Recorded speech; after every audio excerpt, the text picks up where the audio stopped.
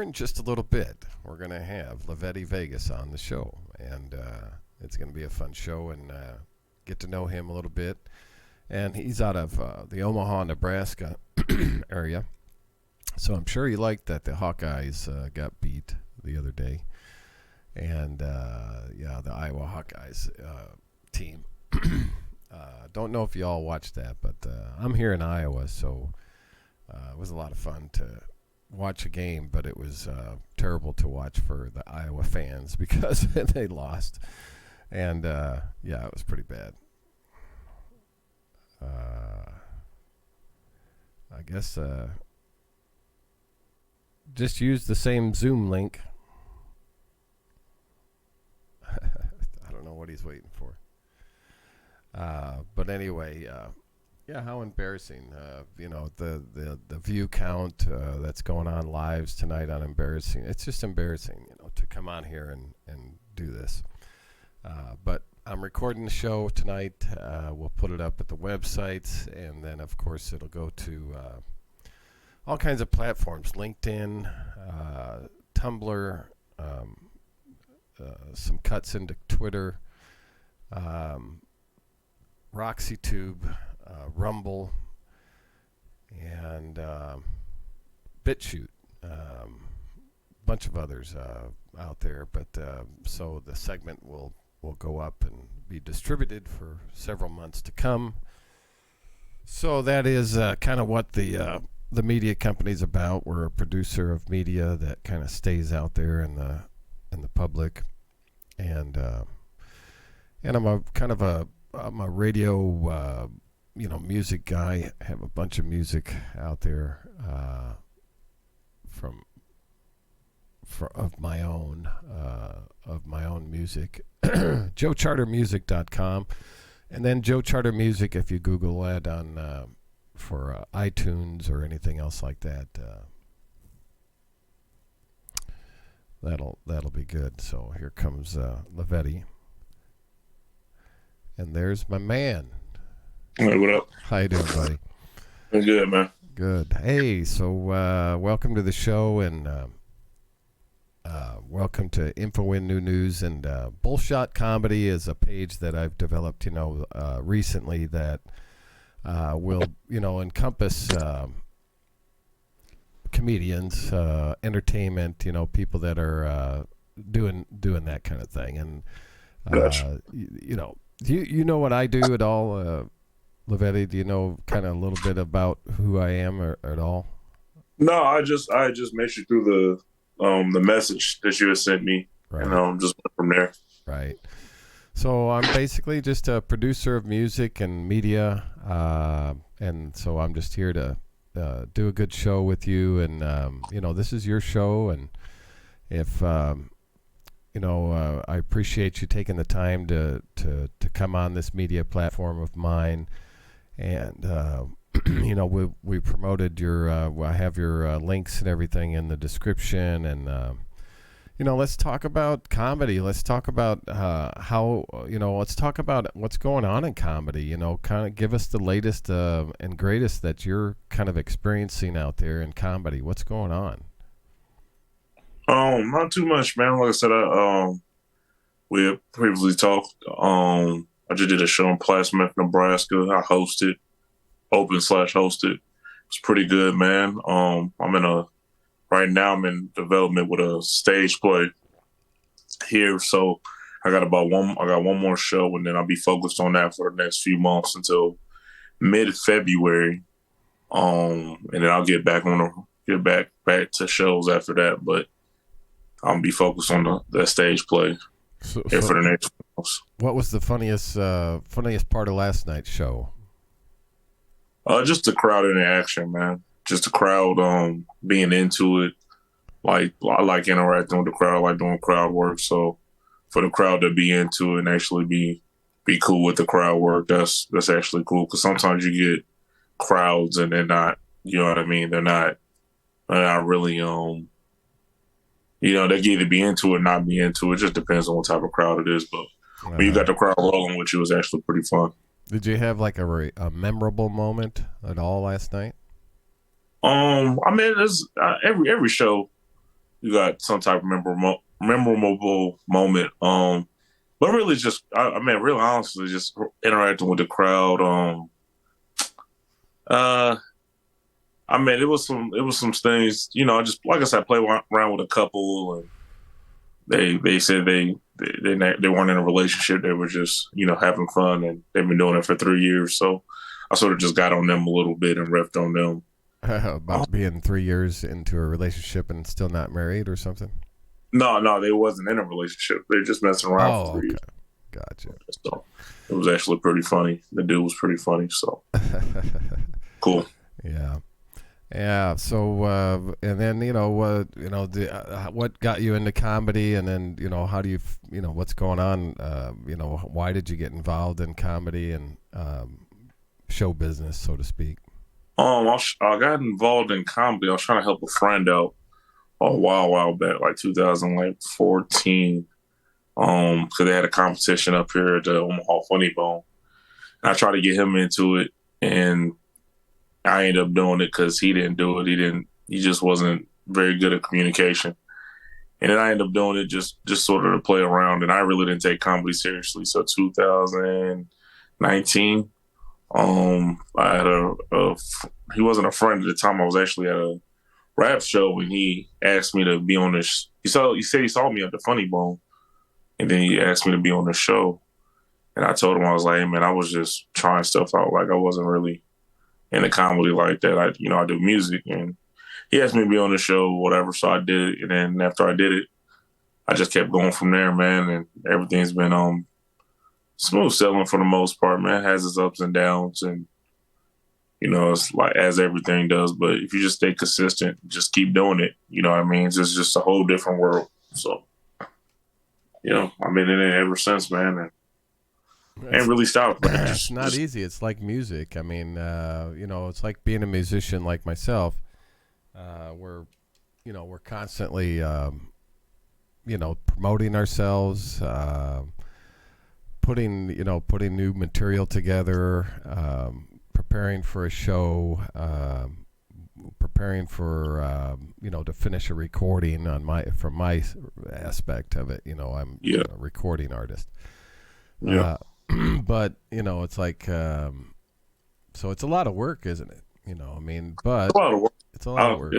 It's definitely a lot of work. I feel it's a little different from music because I feel like you gotta you can move around your jokes. You can't move around your lyrics to a song. You know what I mean? Like a song's is definitely hard, and you got your audience, but I just think I think comedy is one of the hardest jobs, man.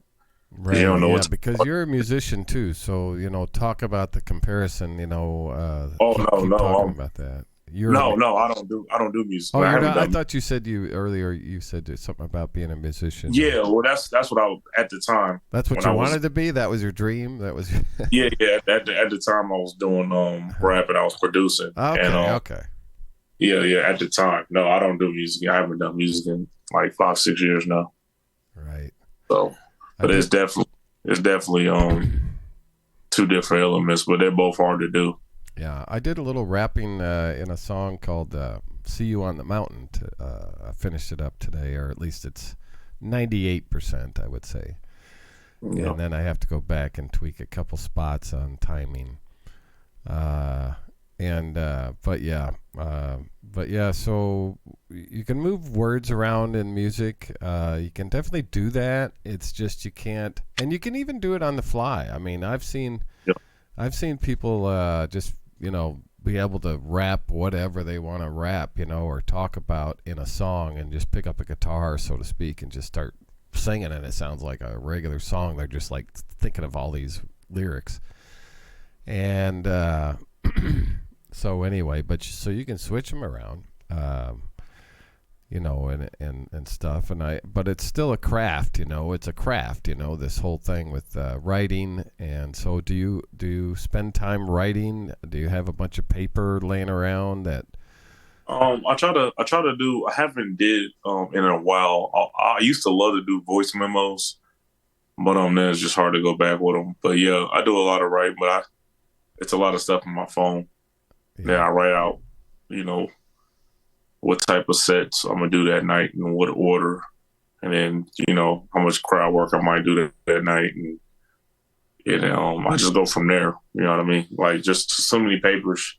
Yeah. I got plots, but I don't actually write out a joke. It's actually sort of harder to just write out a joke. It's easier to do it in a voice memo and do it like that than and then know the plot. It's easier to write out the plot points, plot points and everything like that, titles and plot points, than the actual write out a whole joke. When you write out a whole joke, there's just so much going on.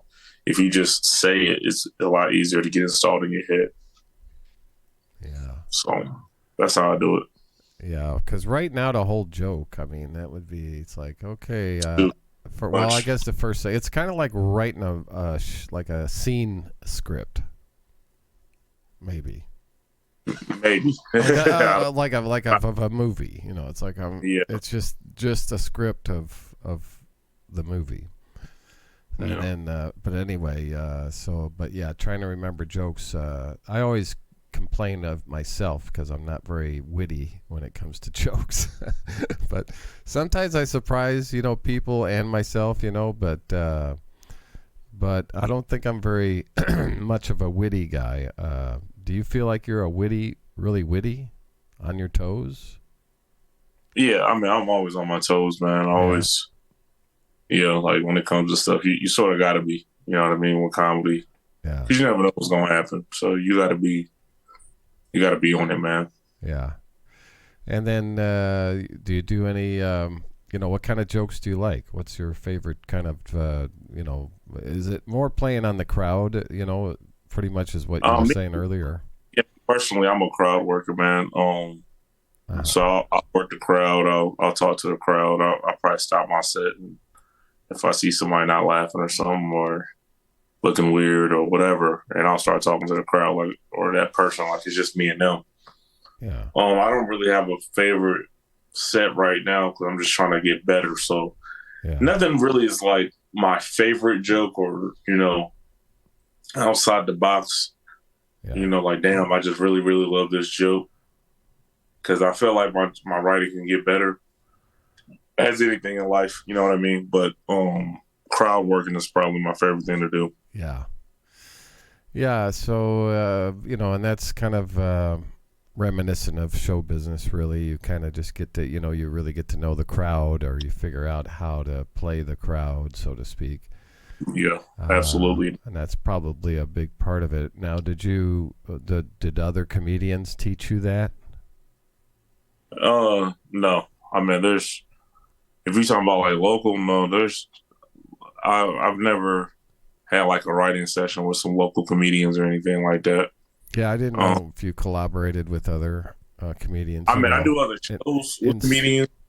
Right. I definitely do other shows with comedians, but as far as like writing workshops or anything like that, and I haven't. I tried to get a couple things going, but just to no avail. So, comedy is a very competitive game. I think it's more competitive than the music, to be honest with you. Just my opinion. How many stand-up comics were at the show last night? Just three of us. It was just me, George Zilla, and Terrence G. Mm-hmm. Just us three. We go by three Comic Mafia. We're a group, and George Zilla also has another group called First String Entertainment. But us three, when we're together, we'll call three Comic Mafia. And we've done some shows together. I missed one because of rehearsal the other week. I couldn't get out of it because I take the stage play real serious. But we got back together to do this show, which was nice. This would have been our fourth show together, but it ended up being like our third show all together. But it's still nice. I think what people don't realize about comedians is that they have a lot of analytical aspects to them as well. In other words, they're deep thinkers. Depends. I mean, there's some comedians. Or there's just the natural one that's just just funny just because the way he laughs or carries himself. I wouldn't even. I mean, yeah, it just depends on the type of comedian. If you can get people to think, man, you're just on another level, then you don't even need to be here. That's just my opinion, though. Yeah. It just depends on the ride you take people. But there's no, I mean, I got comedians I like here, but nothing against them or even myself. I don't see nobody right now that's like, man, you should be in Hollywood. You know what I mean? Mm. There's comedians I'm like, you know, we're doing good for what we're doing, but you know, there's levels to this, you know, Yeah. and I think we all can do some work, man. But there's some comedians I really do like. It's just I seen them grow and how good they are now. Yeah. But like I said, we can get people to think, you know, people to grow. You know what I mean? Level up. Be a lot different. Yeah. Yeah. And how passionate are you? I mean, I know you're not full time quite yet, but that's kind of where you're trying to get to, or yeah, I'm trying to get there, man. That's just gonna take time. It's gonna take years. Unless you just get that break. Mm-hmm. You know, I know a couple people that just got a break, and you know, this clip went viral or that clip went viral. You know, I know people who's performed on James Corden, Jimmy Fallon, Jimmy Kimmel. You know, and it's off of that one thing, that one video, that one joke. You know, like some people get their breaks like that. There's no hate, no shade. That's nice. You know, it's cool to get it off talent. They not saying they're not talented, but you know, they got it off that, and next thing you know, people just stay following them. You know what I mean? Yeah. And you know, from a standpoint of virtual, you know, these virtual shows, I had one virtual show where the guy, you know, did I had a larger studio and I could put him up and, you know, see his total stature, and it was in a room with some pine wood and whatnot. And, you know, it's a lot different, though, and we had a little small studio audience. But I think it worked out pretty good. So that's kind of one of the things I would like to do again, you know, find somebody that can do that has a setup. I don't have that set up anymore here, but if you well, actually I do in another studio here in Des Moines. Be no problem. We could use it, and it's better than my other one. But but I could do stand-up comedy, you know, producing, you know, you could do, you know, what would that look like, though? You know, because you're such a crowd person. You know. Do something virtual? No, just to do, you know, do a skit, you know. Do you ever go live on Facebook and just do a skit? I mean, I've done some skits before. But it just depends on what it is. I mean, I need more details. You know what I mean? Just to know where you're coming from. You know what I mean? I would need more details before I can say yay or nay or something like that. Yeah, I just wondered if you ever seen any of the the Hodge twins. They do political commentary, and they you know they do a lot of it online. You know, but then they do in person stuff. So. Yeah, I'm not a fan of them. Just my opinion. Yeah. There's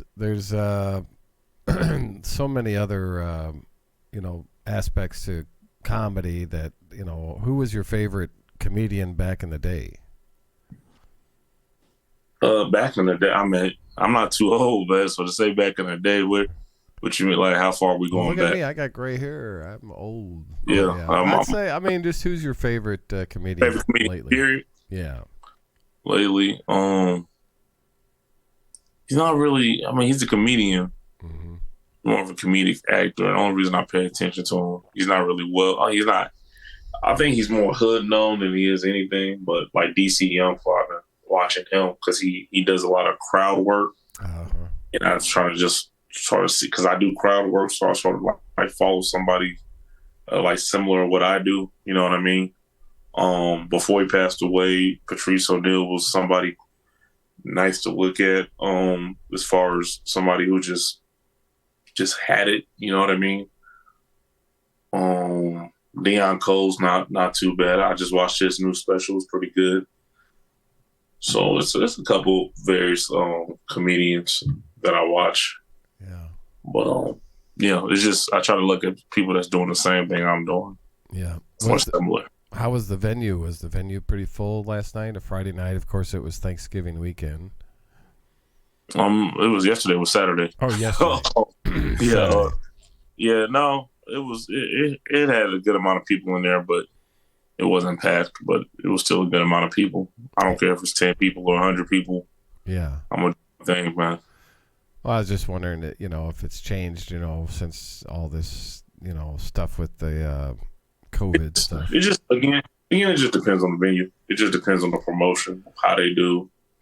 They got people arrested. Like you said, it's a holiday weekend. People probably back home. So, I think things just change. A lot of venues aren't talking about masks or anything like that. So, yeah. So how do you feel about all the pandemic stuff? I mean, how can you feel, man? I mean, something out there was pretty serious, shut the whole country down. And, I had it. I was in the hospital for like a week. I had it pretty bad. So, it's tough. I mean, some people still don't believe in it. Some people still make fun of people. Some people still make jokes about it. But from somebody who had it, it's serious, man. And it looks like things are easing up a bit, but who really knows? You know what I mean? I remember it used to be every day they was talking about COVID numbers. Now I don't even see a news channel anymore. You know what I mean? It was every day the news channel was talking about, well, this is how many people had COVID. This is how many people was affected. And we're like, now it's just get your vaccine commercials. Yeah, now it's like an afterthought. I mean, just remember, you was watching the news. No BS. Once you just watching the news, vaccine. Now they're telling you to get the vaccine. But like even before that, you was watching the news and it tells you tonight just how many people died across the nation, whatever. Just how many people got affected. Just how many of this. When you told somebody you had COVID, even when I had it a couple years back, you tell somebody you had COVID and they you scared. When it first came out, you didn't know what the hell it was because you don't know how to cure it. It's like it was like AIDS back in the 80s, right? Like you heard it. If you got it, you automatically assume you're dead because there wasn't no cure like that. They would just get things that they ease it up and maybe it'd be gone, but it was a scary thing. Now it's football stadiums full, basketball stadiums, arenas full, concerts full. I mean, you don't really hear about it no more. We're like, is it gone? More than likely not, but that's just how America is. We get scared, we find a cure, then they say, hey, get the vaccine. You want to get the vaccine, you die, okay, whatever. And then people just move on. You know what I mean? It sucks to hear. It sounds like, with the swine flu and, anthrax. I mean, I've seen a couple things that, people, I remember when anthrax came out, nobody wanted to even go to the mailbox. Remember, anthrax was coming through the mail. You know what I mean? People were scared to open up mail. I was like in 9th grade when that was going on. You know what I mean? So, I'm not a doctor. I'm not an expert, but it's probably still out there. But what can I do? You know what I mean? I want to do what I do. Some people still wear masks. Keep your immune system up. That's what you can do. That's what they say. But man, I've done seen healthy people die. I'm just keeping it real, man. Like we're not doctors. We're going by what the we're going by what the TV says. You saying that how many times have I heard that on TV? And somebody got the vaccine and this, that, and the third, and he still passed away. Well, that's the problem with the vaccine. That's what I'm talking about. This vaccine. I was wondering what you thought about that. When it comes to the vaccine, it's like there's the death count is just terrible out there, and okay, we got to debate real quick. Hold on, because I'm gonna disagree. So you're saying the vaccine don't work? That's what you're saying? Well, the vaccine definitely does not work. I mean, there's no proof that it works. Okay, what's the death count you said? They say the people that are dying now. It's mainstream media news that the people that are dying more percentage now are the people that took the vaccine. Yeah. What's the percentage though? Well, it's I don't know the exact percentage, but I'm saying that it's a higher percentage. The people that are dying of COVID now are the ones that took the vaccine. But you don't know at the a percentage. higher rate. We don't know the percentage. No, I don't. You see, I think that's the debate I be having with people. But it's already mainstream media. So it's already out there on the mainstream. So it's not. But what's the number though? Well, we can get the number. I could probably figure. No. We don't. But let's just say. Hold on. We having a friendly debate, but you don't know the number though. You're just saying it's high. It's this, that, but you don't know the number though, right? Right. Not off the top of my head.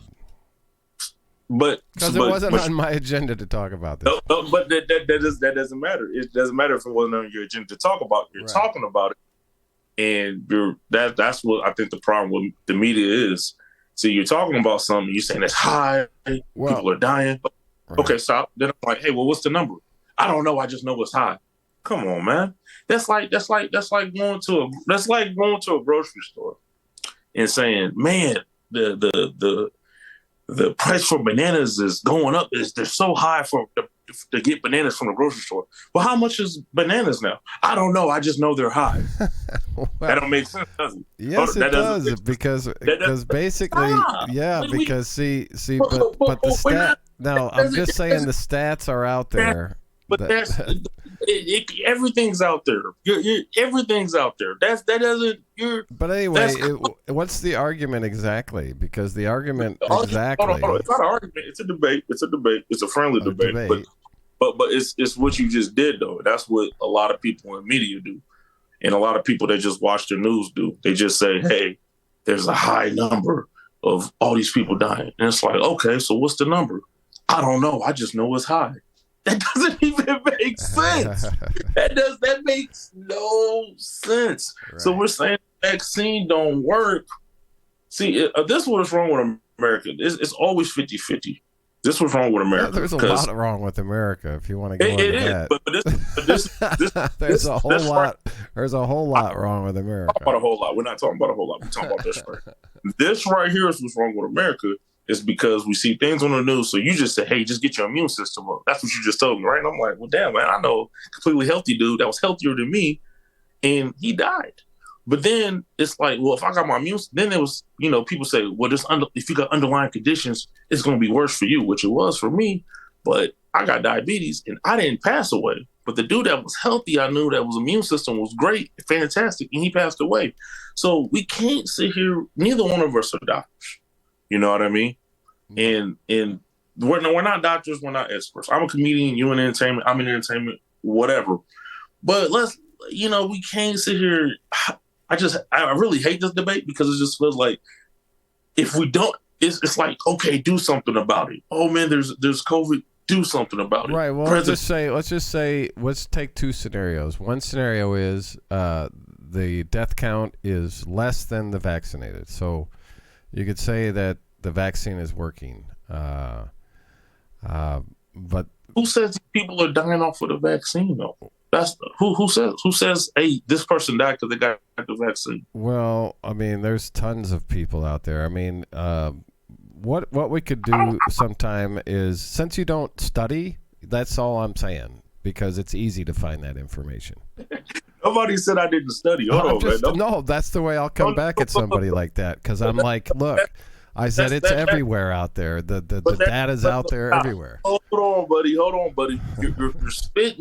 You're spitting facts, at least according to you, but you don't got numbers. That doesn't even make you. Well, it doesn't even matter, the numbers, because it don't matter. No, it doesn't, because we can't even trust those numbers.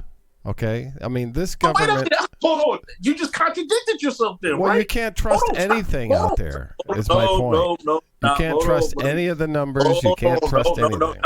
We can't trust anything. No, stop. Now you're trying to,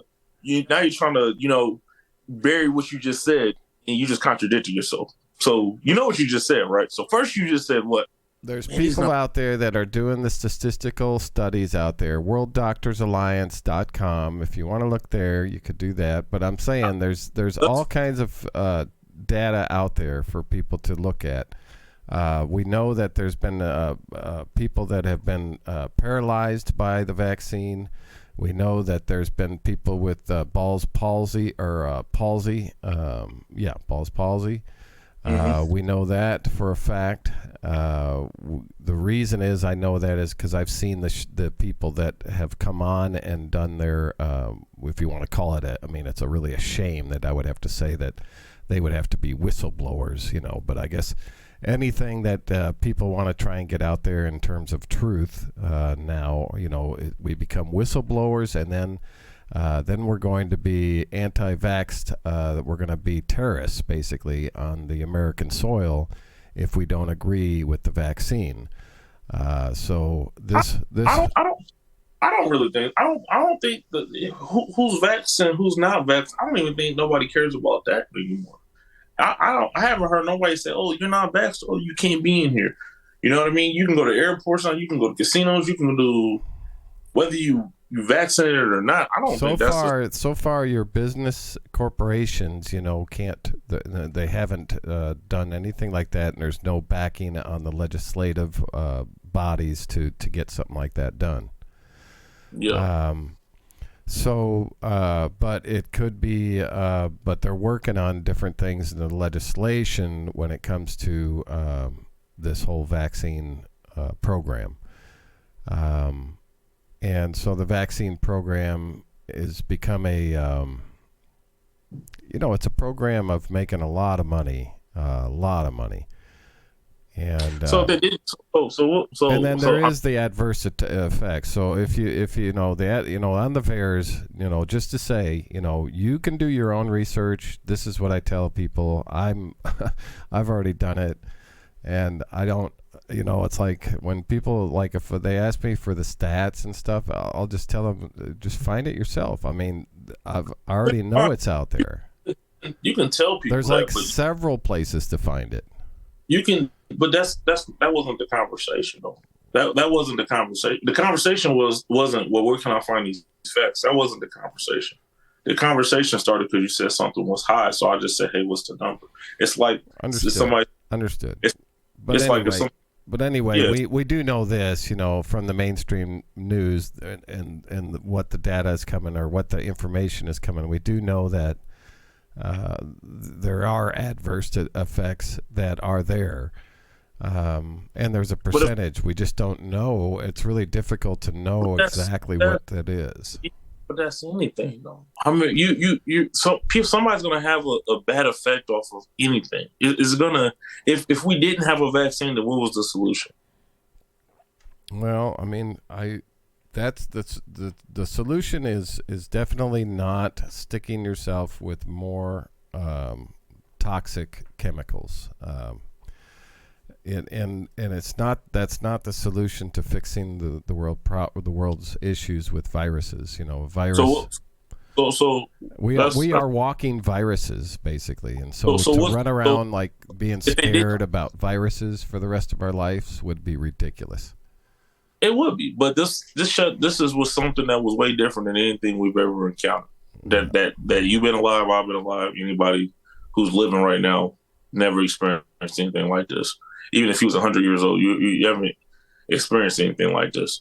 What I'm saying is, if they didn't say, "Hey, get a vaccine," if they didn't get a vaccine, then what is the solution? What would have been the solution if we didn't get the vaccine? If the vaccine never happened, that people still be like, "Well, why are y'all not getting something to help cure this?" People would have been saying that. Then they get the vaccine, it's like, "Oh, this is a disease. We don't trust the government." But it's like it's always a lose-lose situation. You can't satisfy America. You can't. No, because if we didn't get the vaccine, we'd be talking about why is there not a vaccine yet. I guarantee you, if we didn't get a vaccine, we'd be having a conversation of, man, I can't believe they still haven't got a vaccine for COVID.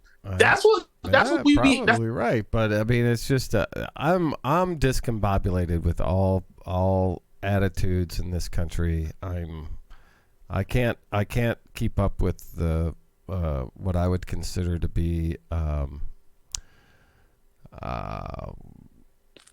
just totally like brainwashed people. The people, everybody is just in a trance here, And but brainwashed how though? Like, by God, I don't know, by if you believe in the products, you name if, it. okay, we're not talking about. So if you like, believe in the vaccine, you brainwashed. no, I'm saying that no, as far as back to vaccine, if you want to talk about the vaccine in general, we have to be careful not to give all power away to entities that can control our children and our own bodies.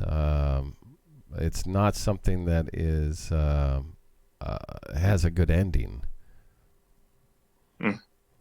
So no, I mean, basically the vaccine would not recommend,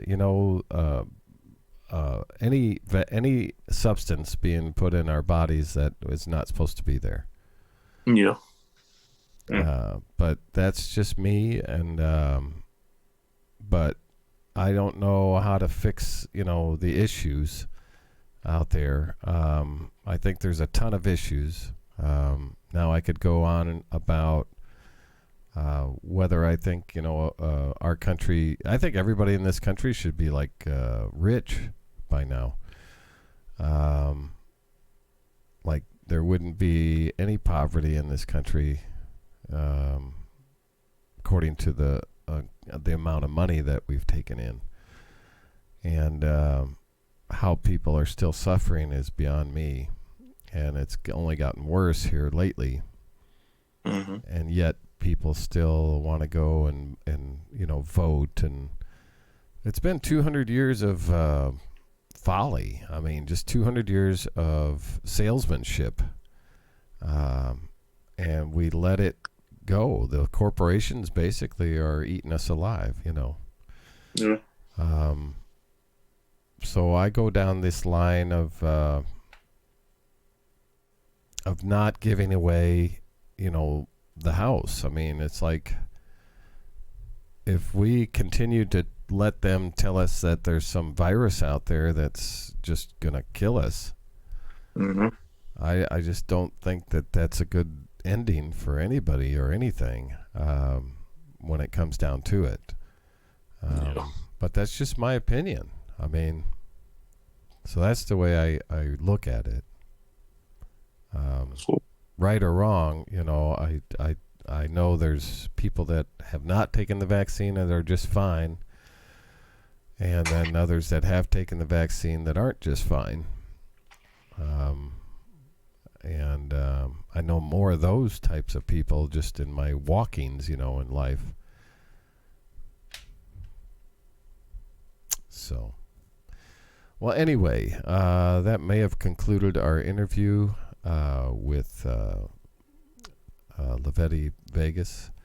Anyway, it steered off on a touchy subject, but that's reminiscent as to what's going on in this world. You can't. There's sensitive emotions when it comes down to this whole vaccine and liberals and conservatives and right versus left, and that's probably one of the reasons why we're not getting once again like absolutely no action on the live. And it's just really sad to see what's going on in this world. I'll continue to look for a media backer, to put the right people in place and hire different people within Fox Charter Media or whatever entity we want. So I think what I'll do now is end the show and thank Lavetti Vegas, Trenton, for coming on the show and giving it a shot here. And, I'm just trying to keep relevant out here doing some broadcasting. And when I start working on my music, I lose track of doing this kind of thing. So, but Oh, there it is. Okay. So with that, I think I'll. What we're gonna do is I'm gonna play one of my new videos. So stick around for that. And so I'll do that right now, and then I'm gonna go to bed. So so that's what I'm gonna do. All right, so I'll give you Joe Charter Music Radio here as we depart, and just want to thank whoever did watch tonight, and whoever might watch this, to make sure you follow the InfoWin page here, and all that. And we will see you soon. Thank you very much.